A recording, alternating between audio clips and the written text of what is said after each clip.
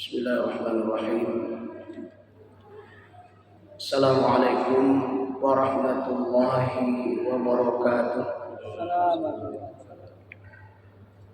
Alhamdulillah, wassalatu wassalamu ala rasulillah wa ala alihi wa sahbihi wa mawalah. Jamaah rahimakumullah, di samping visi misi kita untuk mendapatkan surga Allah dengan segala amal yang kita laksanakan, kita juga harus paham amal-amal apa saja, pekerjaan-pekerjaan apa saja, perbuatan-perbuatan apa saja yang itu dilakukan, maka seseorang terhalang masuk ke dalam surga Allah Subhanahu wa taala.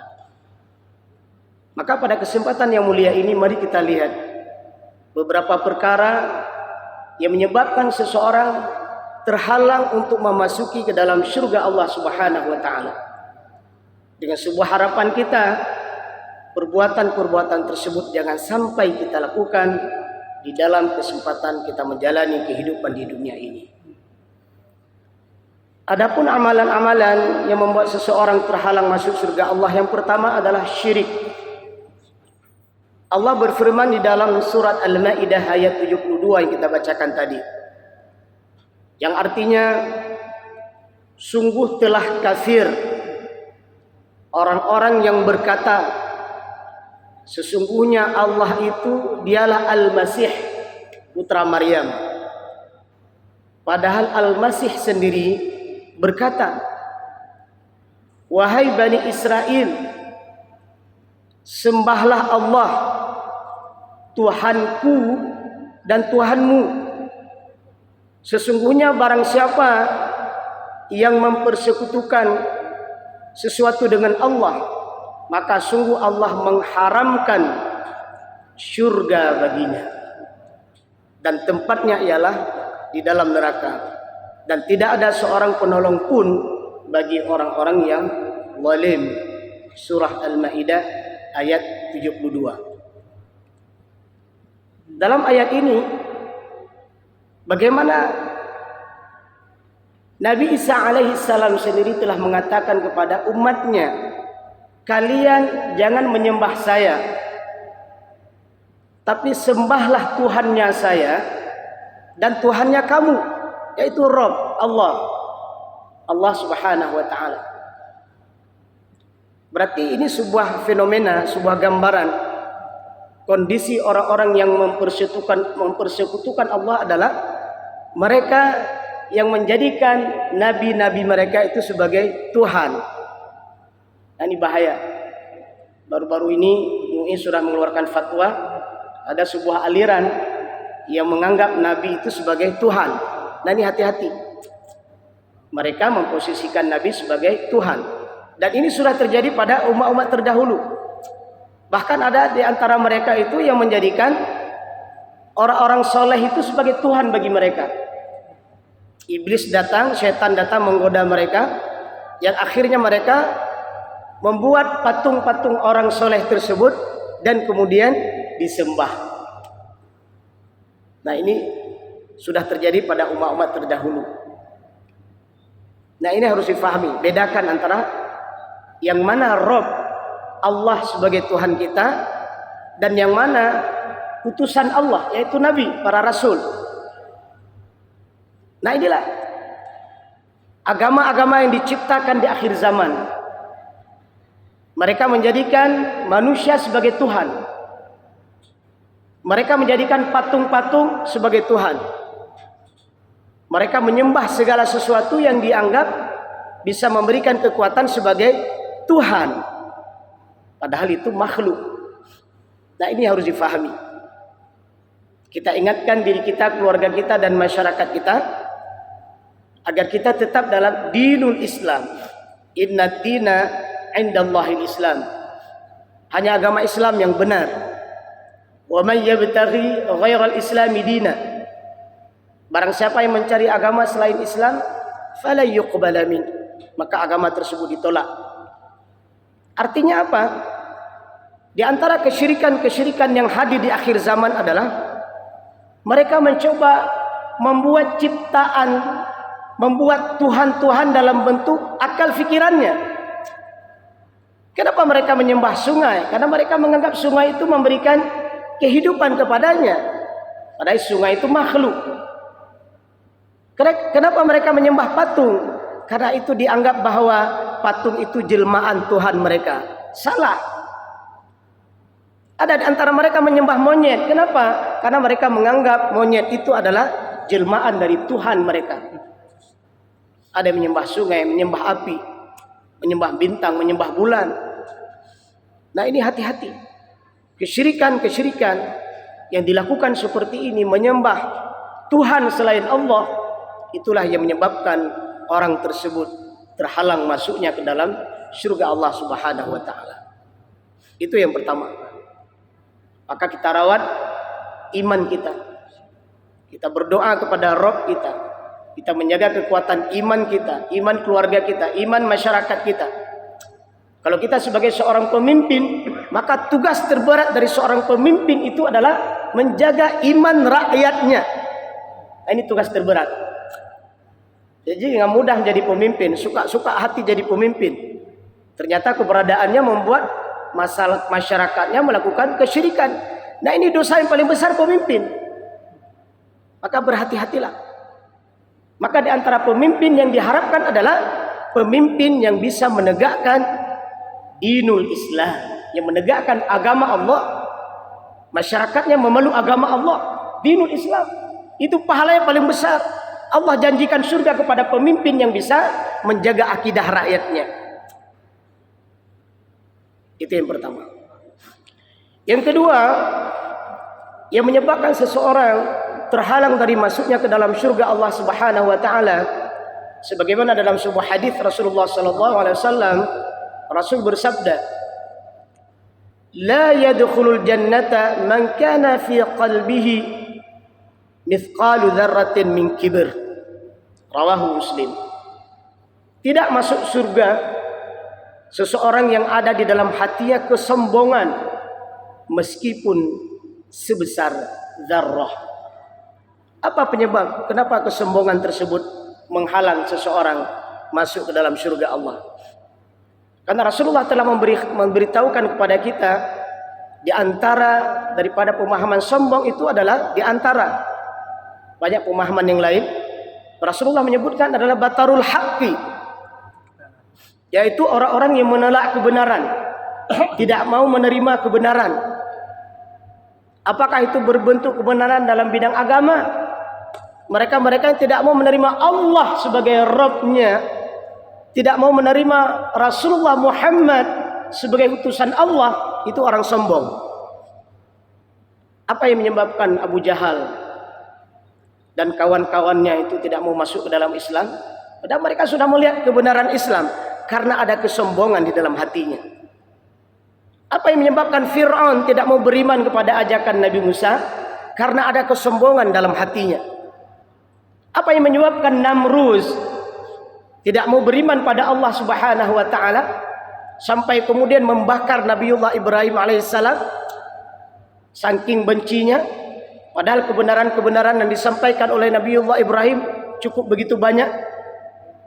Ketika Nabiullah Ibrahim alaihissalam menghancurkan berhala-berhala mereka, ditinggalkan satu berhala yang paling besar, kemudian kampak itu disangkutlah di lehernya berhala yang paling besar. Pada saat itu mereka datang melihat Tuhan-Tuhan mereka telah dihancurkan. Akhirnya terjadilah sebuah dialog. Siapa yang telah menghancurkan Tuhan-Tuhan ini? Nabiullah Ibrahim mengatakan, kau tengok di sana ada sebuah berhala besar dan di lehernya itu ada kampak. Dialah yang telah menghancurkan Tuhan-Tuhan kecil ini. Mereka kembali berkata, bagaimana mungkin patung seperti itu bisa bergerak dan menghancurkan berhala ini? Kembali terjadi dialog. Kalau itu yang kau anggap Tuhan, ternyata tidak bisa bergerak, tidak bisa berbuat apa-apa, hanya bisa diam membisu seperti itu, kenapa kamu sembah? Ini sudah selesai dialognya sebenarnya. Tapi kenapa tidak mau beriman? Karena ada kesombongan. Inilah yang menyebabkan seseorang terhalang masuk ke dalam surga Allah Subhanahu wa taala. Mereka tidak mau menerima kebenaran. Mereka tidak mau menerima agama yang benar. Mereka memilih agama-agama ciptaan manusia. Hari ini lahir. Bahkan sekarang ada sebuah agama Kristen, namanya Kristen Advent, Apa bacaannya ini? Ya, Advent. Nah, mereka sudah tidak mau lagi makan babi karena menganggap itu haram. Mereka tidak mau lagi makan anjing karena menganggap itu haram. Dan bahkan mereka tidak mau minum kopi dan tidak mau minum teh. Sesuatu yang dianggap itu kecanduan. Nah, kita berdoa semoga Kristen Advent ini suatu saat mereka juga sadar ternyata selama ini menyembah Tuhan yang salah. Nah, ini sudah mencari ternyata. Sekian lama mereka menyembah Tuhan yang salah, sekian lama mereka beramal dengan amal yang salah, akhirnya mereka sadar dan pemeluknya cukup banyak. Saya tidak tahu mungkin apakah nanti juga akan lahir agama-agama yang lain. Coba lihat. Ketika agama itu diciptakan dengan akalnya, disinilah musibah terbesar terjadi. Mungkin kalau di Aceh nggak begitu terasa. Saudara-saudara kita yang hidup di Jakarta sana, di Jawa sana, ngeri sekali. Berbagai macam bentuk agama hadir. Anak-anak kita yang di sana, kuliah di sana, tolong diingatkan. Tanamkan akidah yang benar. Teman-teman kosnya, kawan-kawan belajarnya, mahasiswa sesamanya, ini hati-hati sekali. Kalau akidahnya lemah, bisa saja dia akan memilih sebuah agama yang diciptakan oleh manusia. Ini akan terus hadir. Nah, mereka akhirnya tidak menemukan kedamaian, tidak menemukan ketenangan. Kenapa? Tuhannya salah, agamanya salah, tidak ada ketenangan. Maka bersyukurlah ketika Islam itu ada di hati kita dan kita jaga serta kita rawat. Kesombongan membuat seseorang terhalang masuknya ke dalam surga Allah Subhanahu wa taala. Kenapa? Batarul haqqi, menolak kebenaran. Yang kedua kata Rasulullah, wa ghamtun nas. Mereka bukan hanya menolak kebenaran tapi menghina manusia. Nah, ini hati-hati. Orang yang punya pangkat dan jabatan menghina orang yang tidak punya pangkat. Orang yang sedikit diberikan rupa lebih cantik dan lebih ganteng menghina mungkin orang-orang yang rupanya biasa saja. Mereka yang punya harta, pangkat dan jabatan menghina orang-orang masyarakat biasa. Nah, ini hati-hati. Nah, ini sebentar lagi kita akan masuk pemilu ya. Nah, ini kita hati-hati. Jangan sampai pemilu itu tujuannya untuk memilih wakil-wakil rakyat, tetapi di sana ada kesombongan. Apa kesombongannya? Menghina orang. Nah, ini tidak boleh. Tidak boleh. Menghina orang dengan segala bentuknya, baik lewat ucapan maupun lewat perbuatan. Atau ada di antara mereka yang diberikan amanah. Sebelumnya mereka rakyat biasa, begitu dapat amanah seolah-olah menjadi rakyat yang luar biasa. Nah, ini juga hati-hati, sombong. Tengoklah Rasulullah dan para sahabat. Rasulullah itu kalau boleh diibaratkan hari ini adalah bagaikan seorang hamba Allah yang kedudukan hari ini tertinggi mungkin presiden. Ya, tapi tidak elok Rasulullah digambarkan seperti itu. Tapi walaupun jabatan beliau seorang rasul yang mungkin hari ini seorang presiden, tapi ternyata beliau tidur di tempat biasa, rumah biasa. Bahkan ketika beliau bangun dari tidurnya, tampak di belakangnya itu masih ada bekas-bekas pelepah kurma.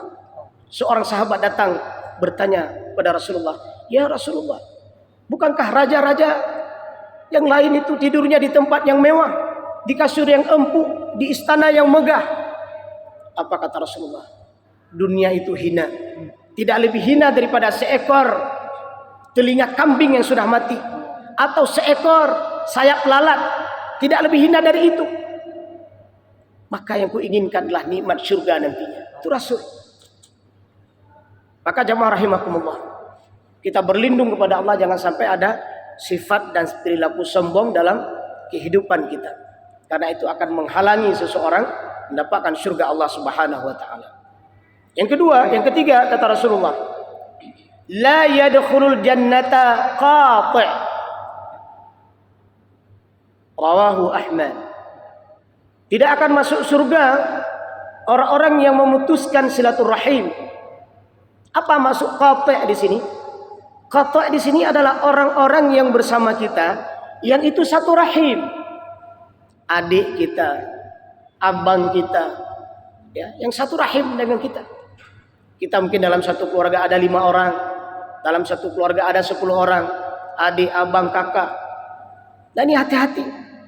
Apapun persoalan yang kita hadapi dalam keluarga kita, apapun masalah yang kita hadapi dalam keluarga kita, perbedaan pemahaman keilmuan, perbedaan pemahaman dalam masalah agama, berhati-hatilah. Jangan sampai menyebabkan kita memutuskan silaturahim. Kenapa? Rasulullah mengancam mereka orang-orang yang lahir satu rahim kemudian memutuskan persaudaraan. Rasulullah mengancam la yadkhulul jannah, tidak akan masuk surga. Hari ini dalam kehidupan kita hanya karena persoalan sederhana, mungkin persoalan harta warisan, tidak sedikit di antara mereka saling membunuh. Bukan hanya memutuskan silaturahim, saling membunuh. Tidak sedikit di antara mereka hanya persoalan-persoalan sederhana yang bisa diselesaikan dengan musyawarah, yang bisa diselesaikan dengan kalimat-kalimat yang penuh kasih sayang. Tapi kita melihat gara-gara harta warisan, gara-gara persoalan sederhana dalam kehidupan keluarganya, tidak sedikit adik dan abang saling memutuskan silaturahim, dan bahkan bukan hanya memutuskan silaturahim, bahkan ada di antara mereka yang na'udzubillahi min dzalik saling bunuh-membunuh. Nah, ini hati-hati. Hati-hati.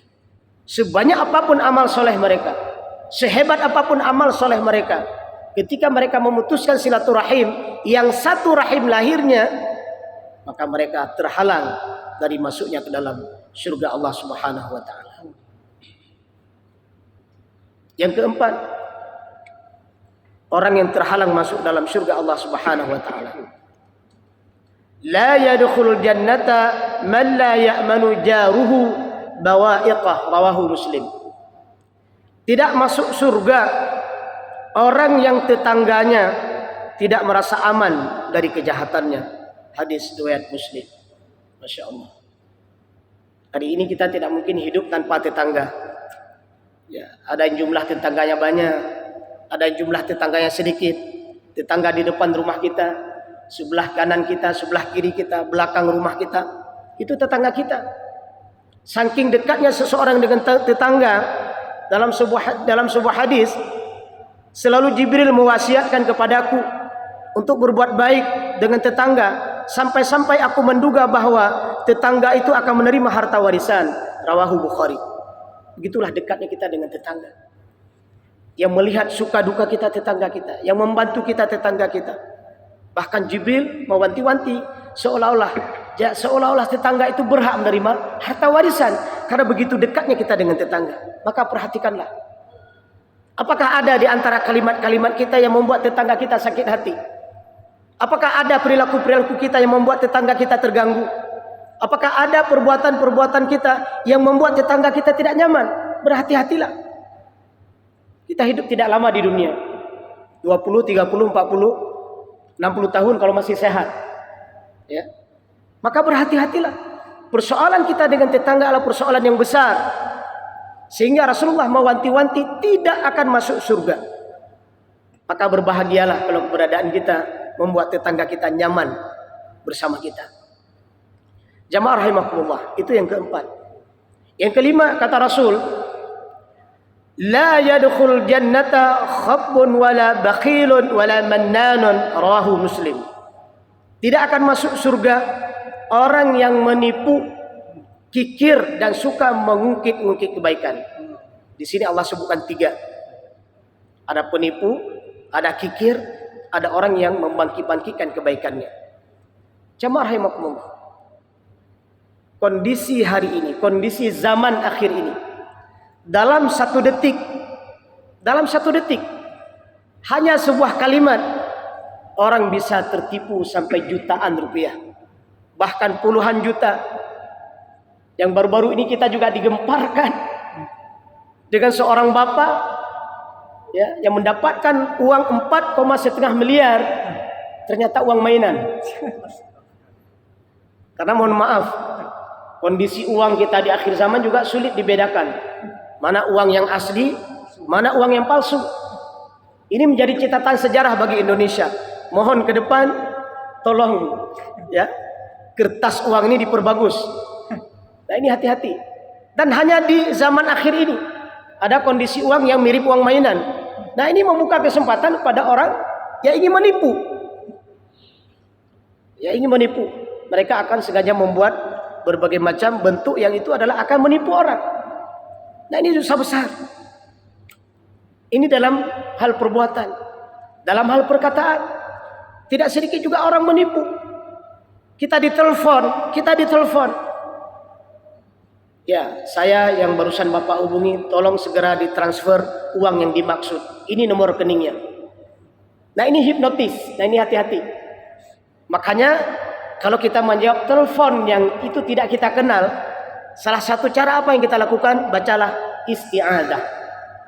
A'udzubillahi minasyaitonirrajim. Bismillahirrahmanirrahim.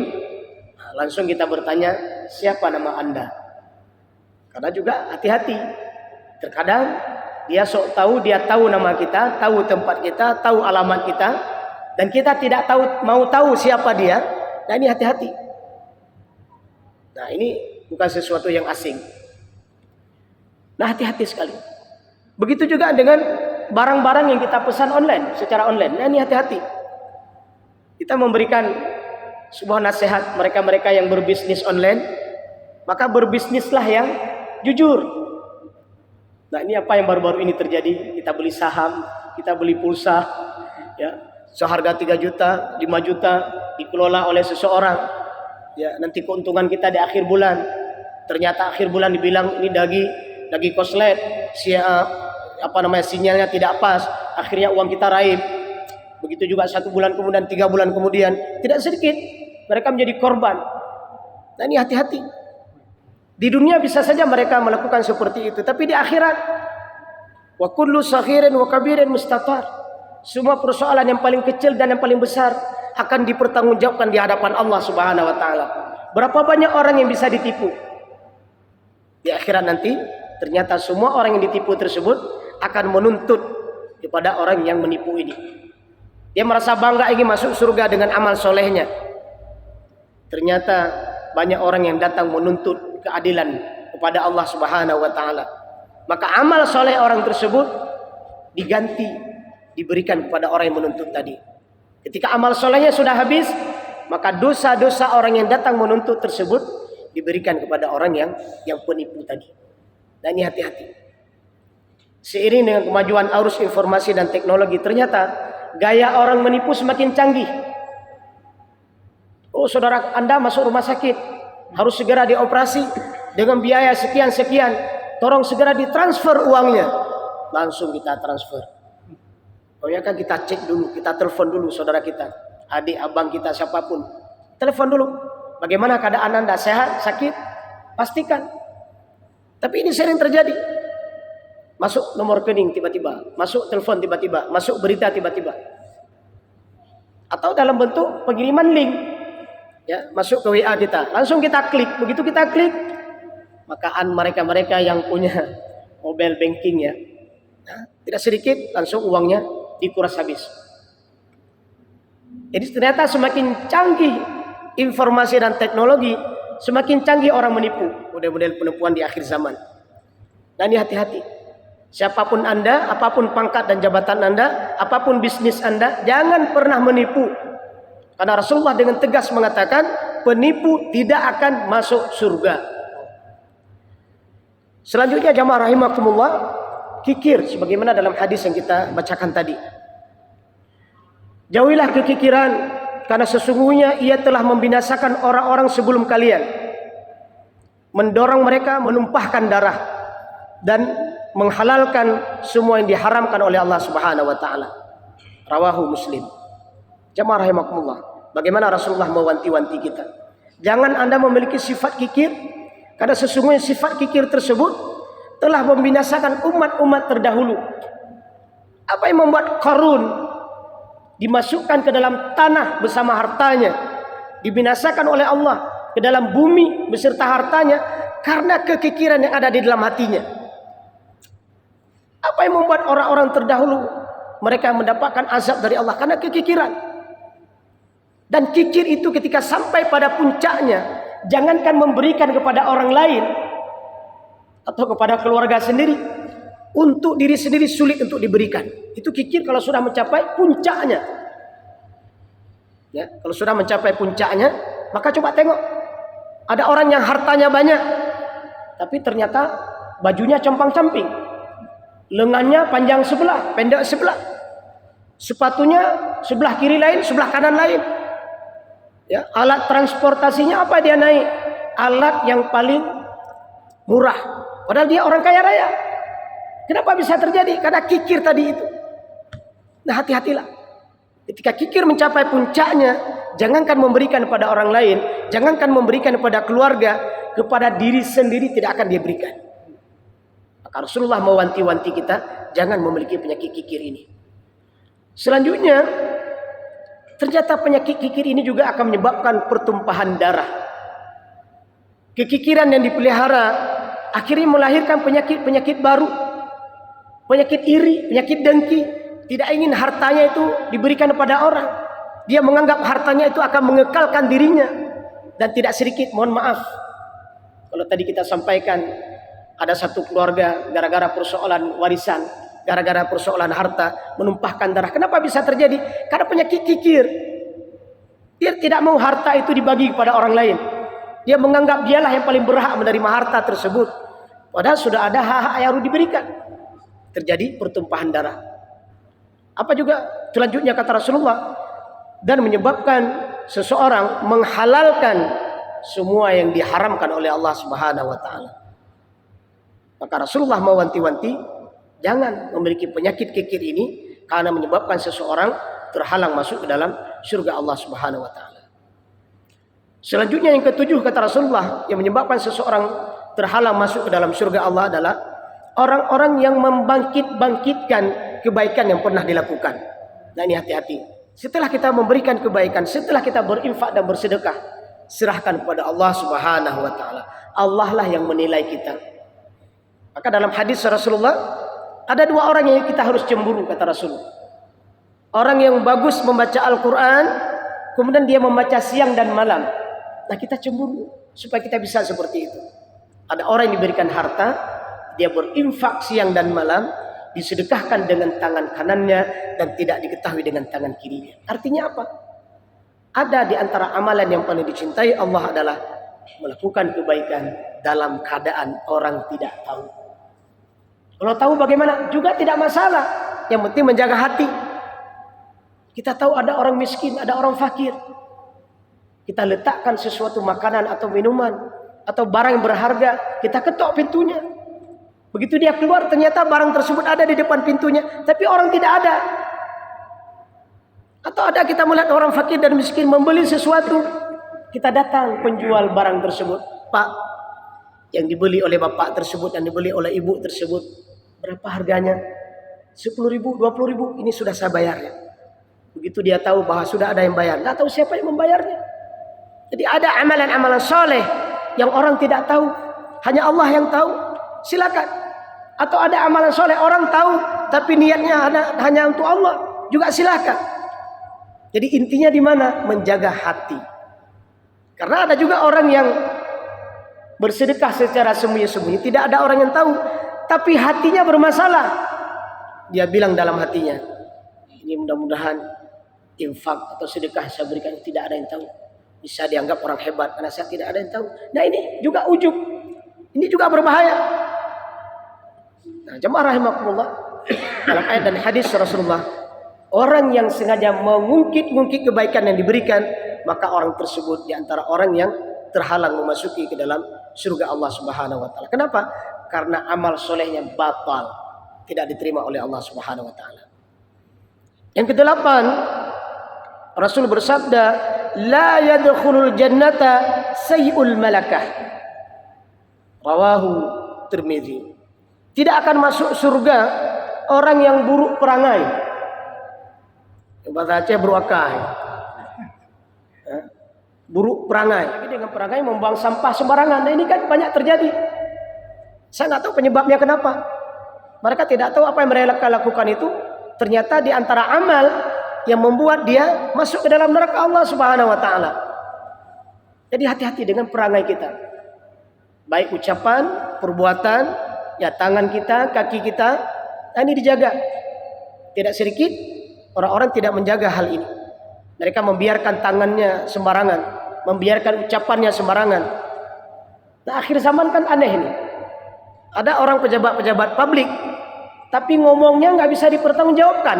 Nah, ini masuk kepada kriteria perangai buruk. Siapa yang buruk? Lisannya. Enak saja dia berbicara, karena dia pejabat publik. Nah, ini hati-hati. Karena pejabat publik itu akan menjadi panutan. Salah dia berbicara, salah dia melakukan sebuah tindakan, maka rusaklah masyarakat. Karena wewenang ada di tangannya. Maka salah satu kecintaan kita adalah ketika kita bisa berperangai baik. Anak-anak kita soleh dan soleha, anak-anak didik kita, mahasiswa kita, masyarakat kita, tetangga kita, apalagi kita di dalam sebuah keluarga antara suami dan istri, ya, orang tua dengan anak. Yang membuat mereka bahagia apa? Akhlak mulia. Nah ini perlu dibentuk. Sedini mungkin dibentuk. Bahkan seseorang sebelum menikah pun sudah memiliki akhlak mulia. Akhirnya memiliki pasangan yang akhlak mulia. Lahirlah anak-anak yang mulia. Maka kondisi akhir zaman yang kita ladari ini adalah sangat menyedihkan. Memilukan kita. Remaja-remaja yang memiliki akhlak yang bermasalah. Penyebabnya kenapa? Karena dari keluarga. Dari keluarga yang tidak pernah diarahkan pada akhlak yang mulia. Berhati-hatilah. Jangan meremehkan perilaku buruk ini. Jangan sekedar untuk main-main. Ya.